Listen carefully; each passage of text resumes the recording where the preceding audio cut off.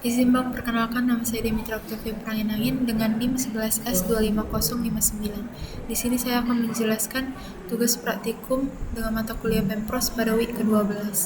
Di sini ada 4 file. Yang pertama itu latihan yang pertama, di mana pada latihan pertama ini tentang dasar-dasar pointer ke fungsi. Di mana file ini adalah gerbang awal untuk memahami bahwa fungsi juga punya alamat di memori. Di sini pada baris keempat ini sampai ke 10, yang ini merupakan pendefinisian dua fungsi sederhana, di mana ada sapa pagi, dan juga sapa malam, yang dimana keduanya itu memilih signature yang sama, yaitu tidak menerima parameter atau void dan tidak mengembalikan nilai atau void. Lalu pada baris yang ke-15, inilah intinya, di mana deklarasi void ptr sapa ini, di sini saya itu membuat variabel bernama ptr sapa, di mana yang bertugas itu memegang alamat fungsi manapun yang bertipe void tanpa argumen. Lalu pada baris yang ke-18 ini merupakan proses assignment. Nama fungsi tanpa tanda kurung sama pagi itu sebenarnya adalah alamat memori fungsi tersebut, di mana itu saya memasukkannya ke dalam ptr sapa. Selanjutnya itu pada baris yang ke-23, yang di sini pemanggilan fungsi via pointer, menulis ptr sapa dengan tanda kurung, sama saja dengan memanggil sapa pagi dalam kurung secara langsung.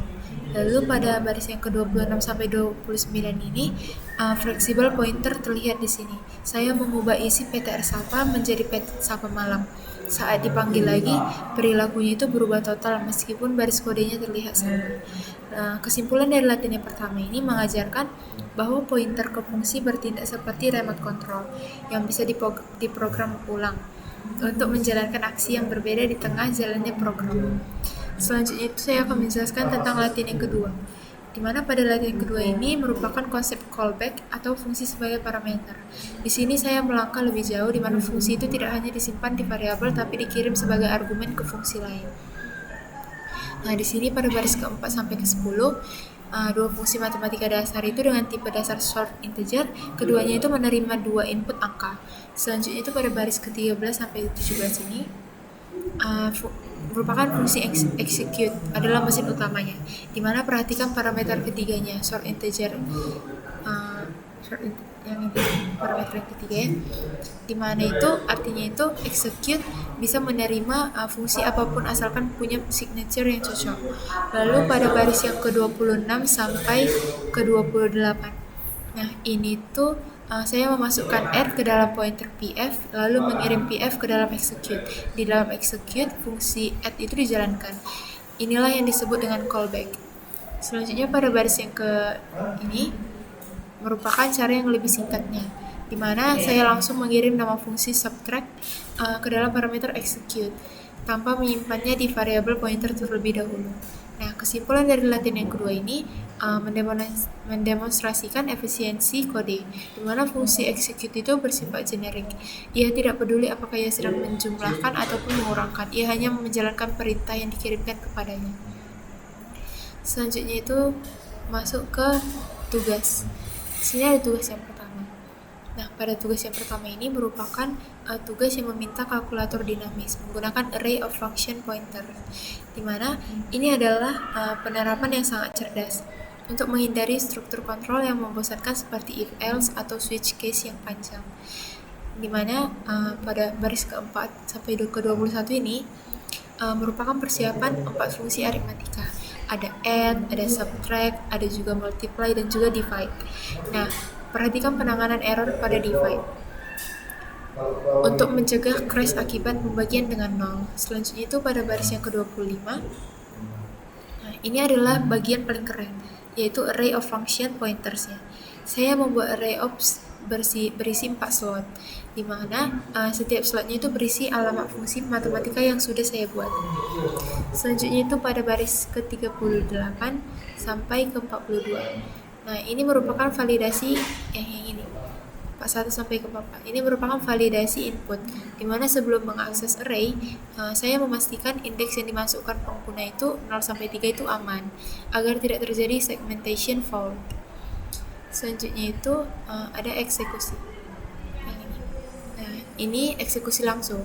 Alih-alih menulis if choice sama dengan 0, at titik, nah saya langsung memanggil dengan ops choice 61 dan juga 62.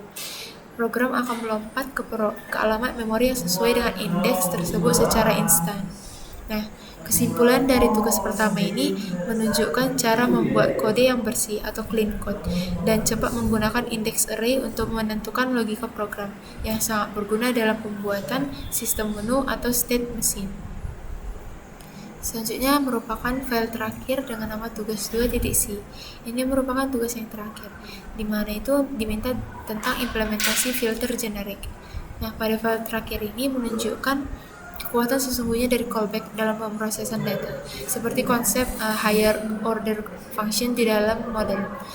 Nah, di sini pada baris 4 sampai ke 14 ini merupakan 3 fungsi logika, ada 3 yaitu is genap, is ganjil, dan juga is positif.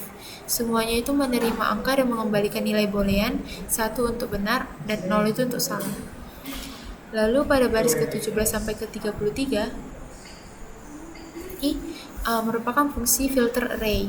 Nah, ini merupakan fungsi pintar, di mana itu bertugas melakukan iterasi pada array, tetapi logika filternya itu tidak diprogram di dalam dirinya sendiri. Ia menggunakan pointer condition untuk bertanya apakah angka ini boleh dicetak atau tidak. Selanjutnya itu pada baris 45 yang ini sampai ke 53 sampai ke sini. Nah, ini merupakan di dalam main. Saya itu cukup memanggil filter array berkali-kali dengan peraturan yang berbeda, yaitu dikirim dengan via callback. Nah, hasilnya itu satu fungsi yang sama bisa menghasilkan keluaran yang berbeda secara drastis, tergantung logika yang saya suntikkan nanti.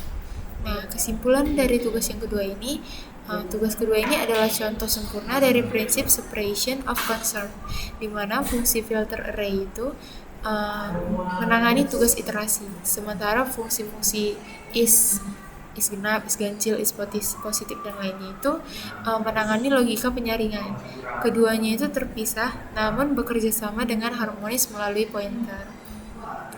Nah, semoga narasi yang semoga pemaparan dan penjelasan saya mampu memberikan pemahaman. Sekian presentasi saya dan pemaparan saya terhadap tugas Pempros pada week ke-12. Sekiranya saya ada salah bicara, maka mohon dimaafkan. Sekian dari saya ucapkan terima kasih.